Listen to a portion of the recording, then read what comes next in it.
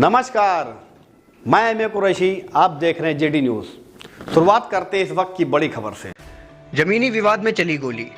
उत्तर प्रदेश के अयोध्या में कचरे को लेकर हुए विवाद में एक युवक को गोली मार दी गई।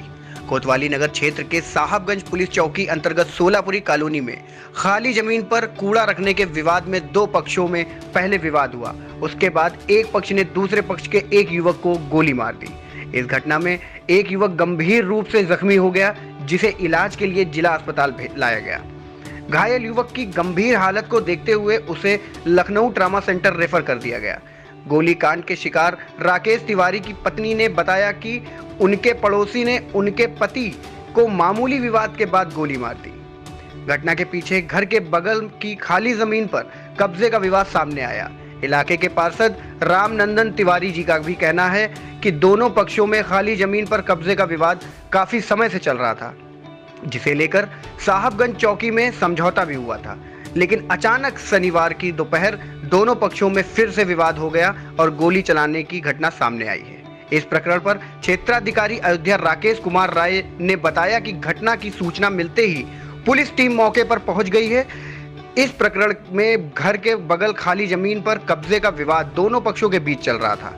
इसमें राकेश तिवारी को उनके पड़ोसी ने गोली मारी है। गोली लगने के कारण राकेश तिवारी गंभीर रूप से जख्मी हैं। इन्हें इलाज के लिए लखनऊ भेजा जा रहा है। घटना को अंजाम देने वाले दोनों पड़ोसियों की गिरफ्तारी के लिए प्रयास शुरू हो गए हैं।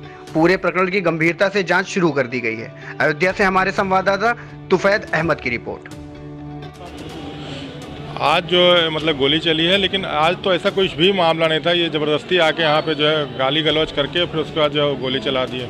जो मामला हुआ 2-2.5 महीने पहले 3 महीने पहले वो ज़मीन का मामला था, लेकिन वो भी जो है चौकी के साहबगंज चौकी के जो है जानकारी में था। वो चल भी रहा था और सॉल्व भी हो चुका था कि अब जो कोर्ट में चल रहा है मामला, उसके आधार पे होगा जो भी फैसला होगा।